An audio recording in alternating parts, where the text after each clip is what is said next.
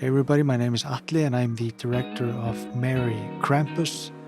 When the idea came up to make a short Christmas film, we knew we wanted to make something a little different. I've always loved ghosts, aliens, monsters, so bringing a Christmas monster to life was very appealing. Krampus is, to an extent, an evil version of Santa Claus, originating from European folklore. So the idea of a kid mistaking Krampus for Santa Claus on Christmas Eve sounded like a fun spin on things.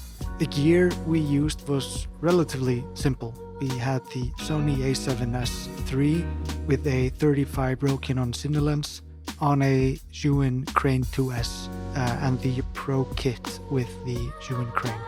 As for lights, we used two Aperture HR672 and an Aperture 120D Mark II for one specific shot.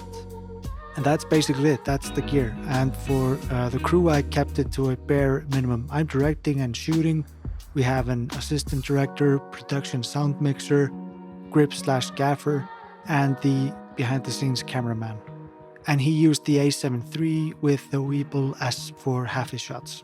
Although the A7S III has very accurate autofocus, I didn't own a 35mm lens with autofocus, but I did have a manual lens. So we used the focus motor on the Crane 2S that comes with the Pro kit.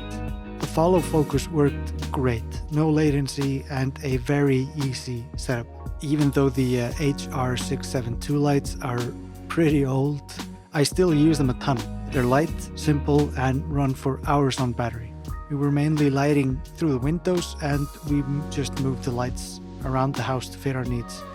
One very important feature of the Crane 2S Pro kit was the wireless transmission system. When you're directing, pulling focus, moving the gimbal through the scene, you sometimes miss what's going on in the background.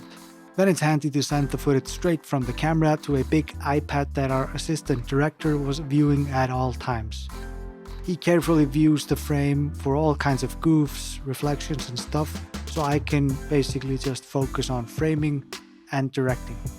And since the system supports up to 3 devices, I used my phone to pull focus because it's a lot bigger than the screen on the A7S III.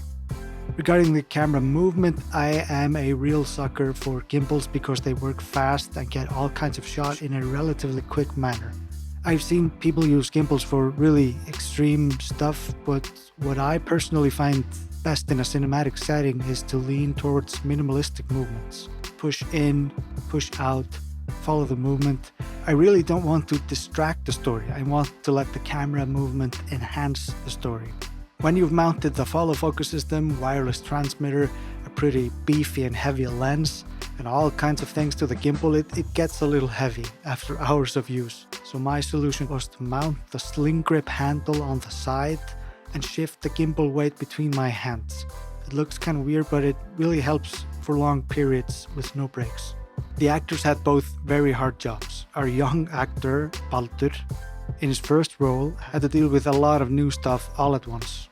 One very important thing to realize is that kids are very different to adults regarding how to approach them and direct them. So if you have a young actor in your film, prepare to use a lot of time explaining things, rehearsing, shooting multiple takes, and so on. Baldur has never acted before, and I must say he did a fantastic job. He was focused and kept up with the production speed. And it really helps to decorate cookies when you're on a break. Þorleifur, the actor who played Krampus, had the difficult and weird challenge of working out the costume and makeup by himself as we were shooting all the scenes with Baldur. He's a professional actor and has background in makeup and costume design, so it was perfect for our tight schedule. We didn't have a lot of time in pre-production, and ideally you'd want a makeup and costume test way ahead of the actual shoot and have a special makeup person. One of the problems was the horns. Krampus in most versions has large horns. We bought the horns and tried multiple times and even multiple versions to make them work to no avail. So instead of using our precious hours of shooting schedule, we opted to get rid of the horns completely.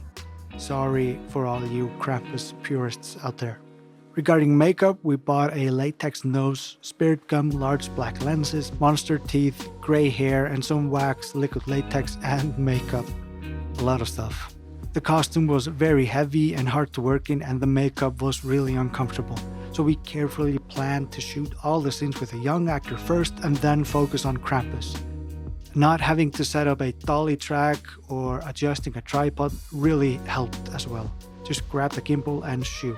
I think Þorleifur did a fantastic job with an extremely difficult role, and I'm very happy with the end results. We edited and graded in DaVinci Resolve.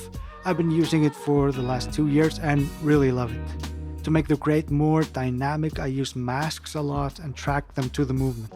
It really makes a difference in guiding the eye to the most important part of the frame.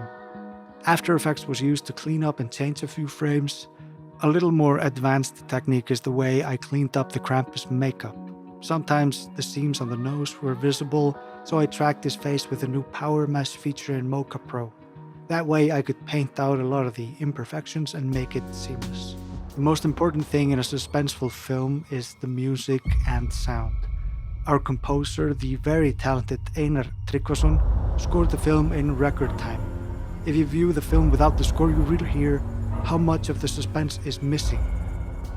As for sound, we used a lot of sounds from the shoot as the base, and then we added a bunch of Foley and sound effects on top of that. Personally, I use Artlist sound effects library. I grab a bunch of sounds, layer them together, and often tweak the speed, EQ, and reverb. It's really the same principle regarding sound as with VFX. Don't use just one element. I combine a bunch of them together to create something really customized. So in short, this was a really fun project, and we were really impressed with the Crane 2S Pro kit, especially the wireless system and follow focus. I hope you enjoyed the film, and happy holidays.